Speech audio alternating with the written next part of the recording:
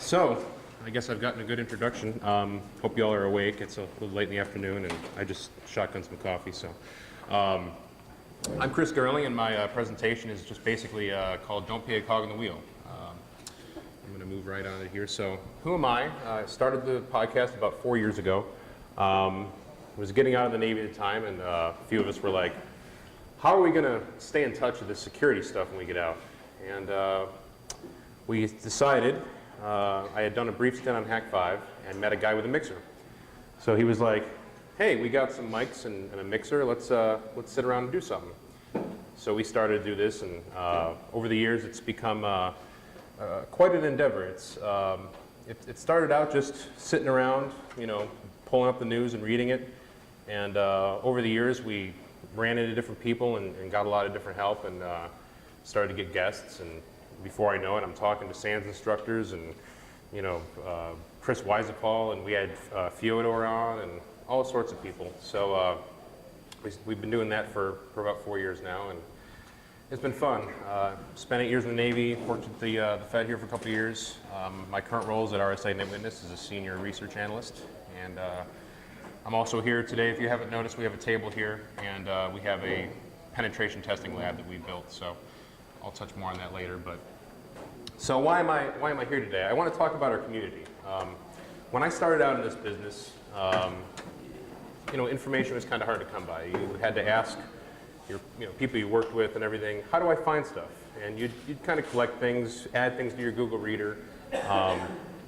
You would just kind of find things and share them with coworkers and colleagues. And it took a while to build up that link base. Hey, where do I find the most current malware? Well, you can find a lot of current malware on Contagio. If you've never heard of it, Google it. You have to email, I forget what her name is that runs it, but you send her an email. She sends you the password to unlock the infected zips that she posts up. And it's a great resource to get yourself into reverse engineering and learning about that.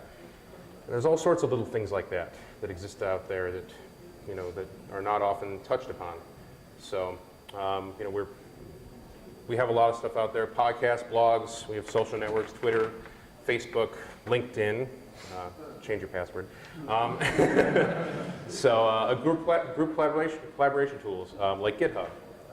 Great way to share code. I mean, even Google Code. There's a lot of projects that I found, a lot of little tools that I found just by browsing what's up there on Google Code.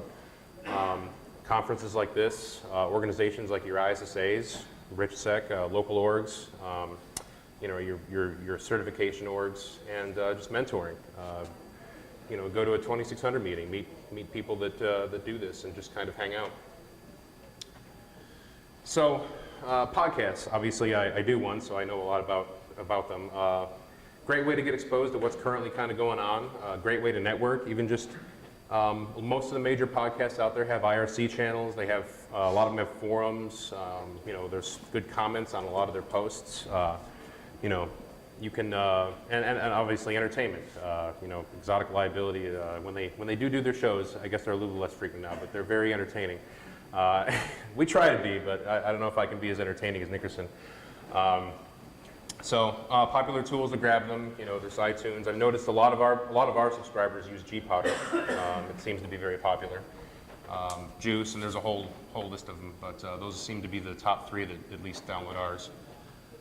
So here are some of the kind of, at least the ones that I'm more familiar with. There's a whole slew of them, but SANS, their Internet Storm Center, they do a nice little podcast they put together. InfoSec Daily, they've been around forever. I think they're up to like 700 episodes or something like that.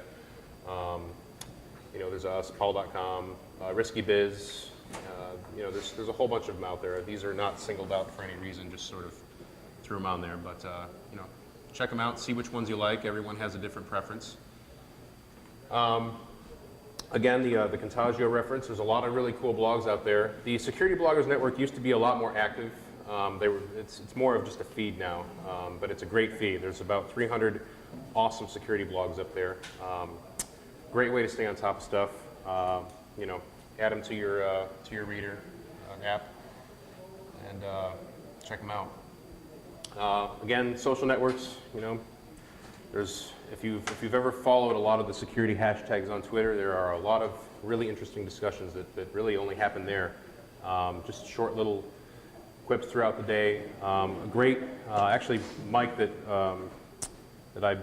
we built the Ghost Lab with, his favorites list. If you're not following him on Twitter, he has a remarkable ability to find really interesting news articles and favorite them on his Twitter feed. So there's a lot of other people too that have awesome favorite lists. So there's also follow lists, groups of people that are really, provide a lot of interesting information, a lot of good zero-day type stuff, a lot of, something hits the wire and it's immediately on Twitter nowadays. It's just the first place that things get posted to nowadays. A lot of different podcasts and groups have Facebook pages. It's a nice way to do, community stuff without making people sign up for yet another forum that's going to get owned and dumped. And of course, LinkedIn, which I used to use a lot more, but not so much now. Especially not the mobile app. Don't want my calendar details shared with the world. GitHub, great way. Social coding. There's a lot of cool projects that happen there. Google Code. There's a lot of if you really take some time and explore IRC, there's a really cool part of our community thrives in IRC. It's a great, especially a lot of the like your offsets, even WordPress has an awesome IRC channel. If you just go in there and look, you can find people talking about all kinds of vulnerabilities, ways to fix things. There's just a lot of cool little communities out there that exist, and it's a great way to network, to even find people that are near you. So, again, find people who want to do stuff with you. Organize and join. One of the greatest kind of strengths of our community is when we all get together in one spot, we seem to do some really cool stuff. All these conferences. I mean, I learned how to do some lockpicking today. I had only previously ever learned how to get out of handcuffs, and so it's just a great way to kind of expose yourself to things that you might not try. Not everyone has a spare set of lockpicks laying around, so. Google Hangouts, I've noticed some of the podcasts do these. We tried to do it a couple times. I think we're going to do some more of them, do some collaborative sort of screencasting and stuff like that, expose people to different tools, different projects and methodologies. It's just a great way to do that. So again, some of the ones that I've been to are DEF CON, ShmooCon, DerbyCon, just got back from Carolina Con. Going to DayCon again this fall out in Ohio. Always great times. There's a whole slew of them. There's so many that I can't even keep track of anymore. They're popping up. So bsides, there's a whole lot of bsides events out there. They're all great to go to. Get out there, network, meet people that do what you do. A lot of us tend to maybe feel a little isolated in our jobs where we only have, we only work with a few people, and it's just hard to come up with stuff and to be exposed to new ideas. So, get out there and go to a conference. I guarantee no matter where you live, there's something within reasonable driving distance of where you are, especially here now. We can go up to DC, we can go out to North Carolina. Some of us drive all the way out to Louisville. It's quite a venture, but we get out there. Your organizations, we have an ISSA chapter here. I'm not even sure if our InfraGuard chapter is actually still active. I was a member of it at one time, but they're still around. Is it here still? Yeah. So it's just been a while since I checked it out, but great organization. 2600. You're even more local orgs dedicated to your actual city, like RVAsec. The DerbyCon started as Louisville InfoSec, meetup, and that's kind of how they grew into that. So. Join one of your organizations, join them all. I mean, whatever you can kind of make the time and afford to do. Oftentimes there's a lot smaller meetups that can be just as effective as a conference. Get 10, 20 people together in the bar and just, write stuff on napkins and share ideas. It's how we learn things. And there's my little Henry Hill reference. But mentoring, everybody is a noob at some point. We all start out and we don't know everything. I mean, you can't know everything, right? We all have our own little discipline that we're good at. So, look out for others, ask questions, answer questions, share what you find to the degree that you can, and and look out, because you know, we're a growing industry. We have a lot more people. You know, there's a lot of us out there, and we all have to learn because it improves the baseline of everything we do. If we make the same mistakes and we are constantly fixing the same problems, it kind of holds us all back. So, you know, staying in your basement doesn't help you or anyone else. We can create a better baseline of knowledge. You know, education helps everybody. You know, so again, kind of another overview of the local organizations. We have a little lab. It's growing. I think we actually got 10 people to sign up for it today. So thank you to everyone that signed up for our lab. You know, get in there and tinker around, you know, knock things over, break things. It's there for you to use. So and again, Heck RVA growing. Love the badge. The little secure bit logo on there. Thanks, Luke. And then also a little bit north of us is Nova Hackers. One of the interesting things about Nova Hackers that I really like is you actually have to participate and present to remain a member. They kicked me about 2 or 3 years ago because I just never drove up there to do presentations. But you know, it's a great thing. Lots of little organizations. So you know, do you want to keep fixing the same problems? If you do, then you know, don't participate, I guess. But it doesn't really help me or anyone else. If we embrace new methodologies, new technology, we share things with our colleagues. Threat vectors change. Risk management looks a lot different today than it did 5 or 10 years ago. There's just, you know, different things out there. So a little bit of facts. I know I'm not I'm following up some really technical stuff today. So, you know, in 2011, I just looked up Crosswave's report and kind of just for a general example. You know, over 97% of these investigations that they did, I think there were about 200 investigations around 200 investigations that this report was based on. And 97% of them did, you know, were cited for insufficient firewall policies. I mean, how hard is that, really? 83% were cited for easily guessed passwords. You know, I mean, these are the same problems that existed for the last 10 years, over and over and over again. 99.2% failed to properly monitor internal network access. So they weren't even watching what was going on inside their own internal network. Insider threat, it's one of the biggest threats there. And these problems are ancient. We talk about them year after year after year at these conferences. People, you know, make these awesome presentations and do these, you know, multi 20, 30, 50, 100-page reports. You've got Verizon's report. You've got all this stuff, and it's the same things. So if you don't educate yourself and educate others, we're going to keep doing this.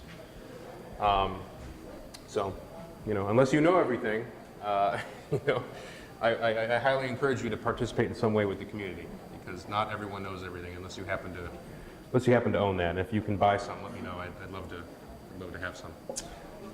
So what can you do? You know, participate. Comment on blogs. I mean, I've seen some amazing blog posts out there, you know, detailing all kinds of awesome reverse engineering stuff, or how to create, you know, great firewall rules, or how to use IP tables, or how to do this or that, and nobody comments on it, nobody shares it. It just kind of sits there, and you find it in a Google search, you know, 3 years later, and you're like, wow, I could have used that 3 years ago if somebody would have actually just, you know, shared it. You know, be active, write, evaluate, share code and ideas. Start a podcast or a blog. I mean, when I started it, there was, you know, there's some out there, but there's many more. They come and go. They challenge us to do a better job at finding news and interviewing people, and you know, they take over. Join an existing community. Offer constructive criticism. If you don't like something, you know, if you don't like people getting boozed up and talking about security, you know, comment on it. Tell them you want more, you know, interactive interviews, maybe more papers or screencasts or whatnot. It helps us all. Work with other parts of IT. I mean, this is, you know, people think of security as this. I mean, it is a discipline, but it's IT. We all do the same kind of stuff. We're all protecting information. We're networking. So we're all on the same team. We're all trying to solve the same problems. So you know, avoid that 9-to-5 mentality. It doesn't mean you have to work 100 hours a week, but you know, question ineffective methodologies. Don't just do your job. Think outside the box. You know, unless you like solving the same problem again and again. So, we have rock stars in our industry. People often have the wrong idea about them, but they're just people like anyone else. So we put them on the pedestal we do because they drive change. They're the ones that actually question think outside the box and question the ineffective methodologies. Say hi, they don't bite. And if you be the change that you want to enact, others will follow. They will, they will do what you want to do. Before I get to the questions, I wanted to talk for a few minutes more about our lab. We've got about 15 to 20 VMs, and those of you that signed up, you'll see it's pretty elaborate. We encourage you to come in and knock everything down. Try to attack it with all your might. And it's just out there for you to use. I think we just added Metasploitable 2 to it the other day. So, it's very, that part's really cool. Sign up and use it. If you know anybody that doesn't know about these organizations locally, I encourage you to tell them about them, make them aware, and do that. So, does anybody have any questions about our lab or about anything that we're doing? Yes. What's your favorite interview? My favorite interview, or just person to interview in general, That you've interviewed, yeah. or the favorite one that I've ever done. Yeah. Probably G. Mark Hardy. He's always a blast to talk to.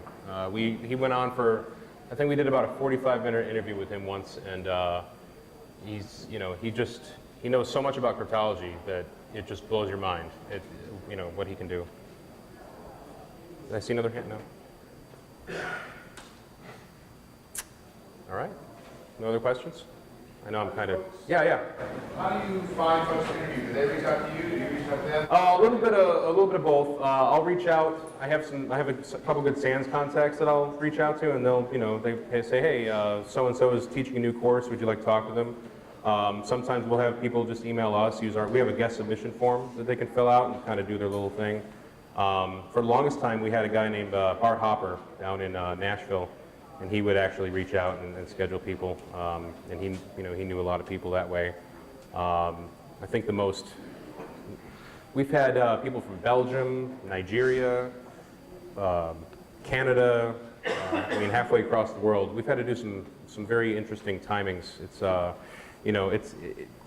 It's hard to arrange that sometimes. For the longest time, we were trying to do Wednesdays at 7:30, and I just kind of stopped doing that. Once I listened to Risky Business, I was like, man, these guys are doing something right here. They record their interviews offline and then splice them in. It makes it so much easier. So I do that now, and actually it provides for better quality interviews when you try to do them. And we're still going to keep doing some live interviews, but it makes it where you can actually cover a good swath of material and bulletize things. Okay, looks like I got 10 minutes left. I tend to talk a little fast, but yeah, sometimes they reach out to us, a lot of times I'll reach out to them. I just, have come to know a lot of people over the years. It was a lot harder at first. Our first 10 episodes are pretty bad, don't listen to those. We were just drunk and talking about the news, but yeah. Yes. What are some of your favorite IRC channels for InfoSec stuff? Well, I hang out on Freenode a lot, so we've got our channel there, and Paul.com is there, OffSec. There's a new group called malware.lu. That's the actual website too, and they have a really active IRC channel now. And what they're doing is they're trying to create a repository of malware analysis kind of reports, summaries. So they'll take a lot of the current, malware, the 0 days, a lot of the stuff that's floating out there that's current and actually actively being used by organizations, like criminal organizations, and they'll do their reverse engineering on it, and they'll make a nice little report about it. And they're trying to build up like a kind of free, accessible set of analysis on all the current malware. So it's kind of like the way that GFI, for anybody who's not familiar, GFI has got an automated sandbox tool that you can go and submit stuff to. They're trying to do that, but with actual human analysis. So that's probably the coolest one that I've seen lately that I just got exposed to. Some of the other ones are pound security on Freenode. There's probably 300-400 people in there that are, they're at every conference. They're the kind of the mainstays. A lot of people hang out in there. Security twits. There's a lot of cool people in there. But Freenode seems to be where a lot of us hang out.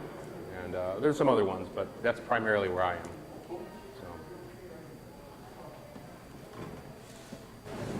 What are some things you'd like to see in Richmond? Well, actually, some of the things that I've wanted to see over the last few years are kind of showing up now. I mean, we've got a great RVAsec.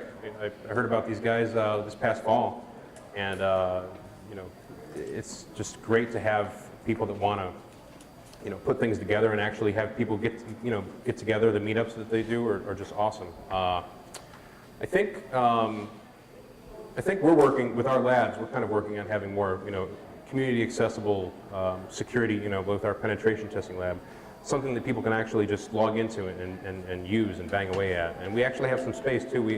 We're getting, we're working towards having some, maybe not like the hacker space, but have 6 or 8 workstations. Maybe we'll start doing some podcasts from there as well, and have people come by and, you want to learn forensics or malware analysis, whatever. I've got a license of IDA. So, I think really just more interest, more interest in wanting to actually use this stuff and to get together and learn things. I mean, just like with Hack RVA, it came about in the last 3-4 years, and now they've got a nice rotation of classes you can sign up for, and it's kind of built over the years. So we want to start offering more security classes. Maybe have some of them there. And just kind of get people involved in learning different things, whatever you want to learn, whether it's forensics or reverse engineering or penetration testing or, really anything, secure coding. We've got a good swath of talent here. It's, so, events like this and meetups and things like that are really drive everyone to learn. So, yeah, I think we're doing a good job of it. Any other questions? All right. I think I'm under time, but thanks.